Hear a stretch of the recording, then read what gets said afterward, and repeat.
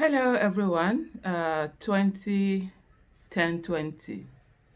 such a terrible day. I don't know whether for the rest of my life whether I will ever forget that day. Uh, last year this day was very tough. This year also, I just normally just said I'm just gonna just stay down and just just let the day just pass. I mean, I think for everyone in everyone's life, there are certain days that you just don't want to experience them. You just want them to hurry up and just be over with. And I think for me right now is this day, 20th of October, and so I've been all down. I even woke up so tired, so weak. Not that I'm sick, but my soul is so burdened, you know. And I went back. I just went back to sleep and everything. And I just woke up. After waking up, I went online just to see, And the first thing I see is that people who had gone to commemorate the day, the killings that happened that the Nigerian government did at Lekki Tollgate, that they were being tear gassed again, you know. And it just shows how much regard that the people in offices, the people in power have for the people that really have the power. Because as it is, Nigerians have not realized the power that they have. And of course, these people just do anything anyhow the way they want. You will not believe that it's just how many months. This is October. We have November, December, January, February.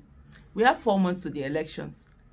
And in a state of a sitting governor where in 4 months, the people are supposed to decide his fate, whether he remains in office or not, he's actually tear-gassing people after calling soldiers, because he acknowledged he called in soldiers to be at Lekki toll gate to kill people.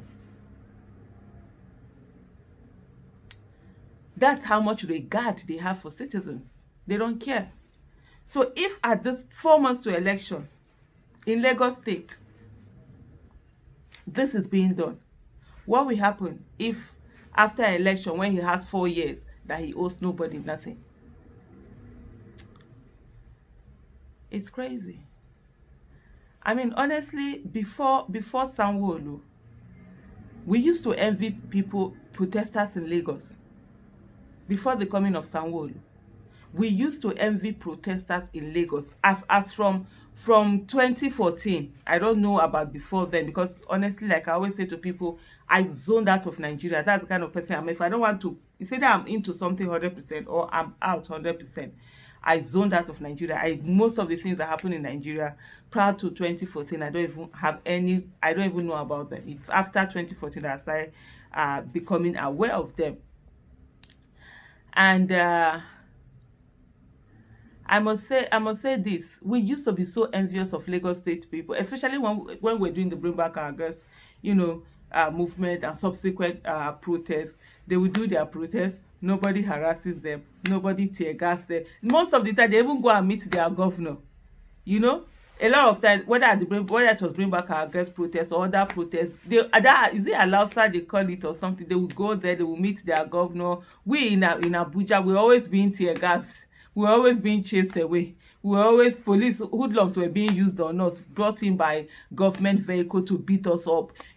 All of those things. We had one story or the other in Abuja. That was us in Abuja. But Lagos, anytime you saw them, we have the same protest, right? We'll go. Lagos people, they'll go and see their governor, they'll go and do this thing, they'll finish their in such a beautiful way. Our own is that we are running, we are scrambling, all sorts of things. And then after Sanwo-Olu, the coming of the Babajide Sanwo-Olu, he calls himself, everything has just gone off. Lagos State is now where the real harassment is taking place. The rapid response of Lagos that you used to know that really were focused on crime and all of that thing. I mean, now they are more focused on harassing protesters and people who are just coming out to commemorate, because today is not even a protest. Let's not even call it protesters. Today, it's not about any protest. Today is simply about just to say, let's commemorate. We will never forget 2010-20, where citizens were gunned down under live coverage Live coverage, it's not as if, oh, if it was a film now, even the live coverage, they are trying to say all sorts of things. Live coverage, people gunned down, people killed, bodies being carried away. As of that time, people tweeting and saying, look, bodies are being carried away, all of that. You know, up to now, there are people who are still denied, saying that killings did not happen. For me, I don't even have anything to, I don't even, for people like that, I don't even bother, because I trust Nigeria. I trust Nigeria. Isn't it Nigeria? This Nigeria, we are all victims waiting to happen. Nigeria is turn by turn Nigeria Limited. You think that, oh, you will do your nonsense. By the time it's happening to, I've seen people who, during Bring Back Our Girls, who mocked Bring Back Our Girls movement people, who mocked the Chibok parents, who mocked the Chibok girls, who said abduction did not happen. A lot of them that they too, they face their own abduction. Sadly. Nigeria, being a victim is not a matter of if you will be a victim. It's a matter of when will your turn be, when will you be a victim. It's when.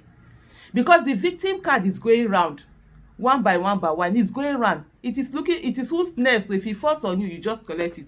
I see people who will come and say, I never thought I'll be doing this. I never thought it will happen to them. I'm like thinking, this Nigeria. You don't know.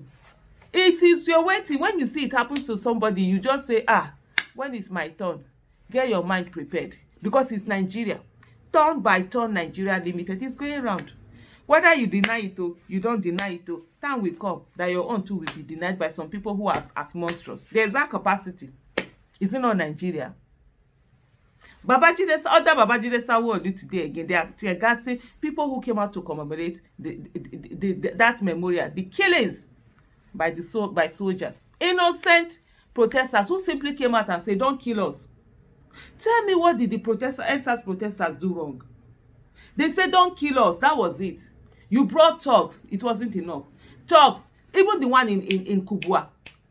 We tend to forget there is a protester that was killed by the talks that the state brought in. They stabbed him. And he later died from those injuries in the hospital. All the kids said was that stop killing us. Same police. Today, police are still harassing people. Police are still taking people to ATM card to go and collect hundreds of thousands of naira. They will empty your account. It's now they will bring out some that they will catch, others they will let them go. Police are still killing. Police brutality is what they came out for. You will see that the child that you gave birth to, the child that you've been suffering on, you know what it is to bring up a child. From the day you give birth to a child, you are in short, your life is mortgaged forever. From that day, looking after the child, this thing, breastfeeding, taking care of the child has started crawling. Don't touch it, don't touch it. The child start walking, entering school, all the wahala of school, do teenage years, wahala of teenage years, enter young adulthood. Still, you are not resting. Every day, you will be solving one thing or the other. You'll be doing this or the other. You are monitoring, you are checking, you're picking up, you are everything. Then all of a sudden, somebody will just come, bullet. We take away your child that you spent 20-something, 30-something years on. Even when the child is an adult, you're still worried. I'm 48 years old. In 2 months, I'll be 49 years old. My mom is still worried about me. She's still worried.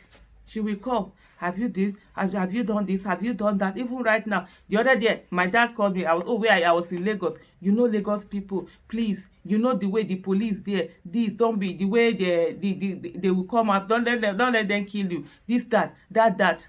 I'm 48. Yes, I am. Parenthood never ceases. Whether you are 70, as long as you have a parent, that parent is still worried over you. This election, my parents, I was supposed to be out of the country. They were happy that I will not be around this election. I was the one that, because of the election, I refused to go and do what I'm doing. I said I'm staying in Nigeria.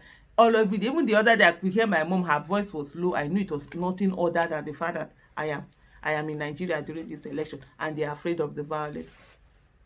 So, parent, then you kill somebody's child just like that. Just like that. Just like that. Just like that. Today again, you are tear gassing. Lagos police, we never know when to fight criminals. Criminals will be fight. The other day, criminals engaged themselves. They were fighting.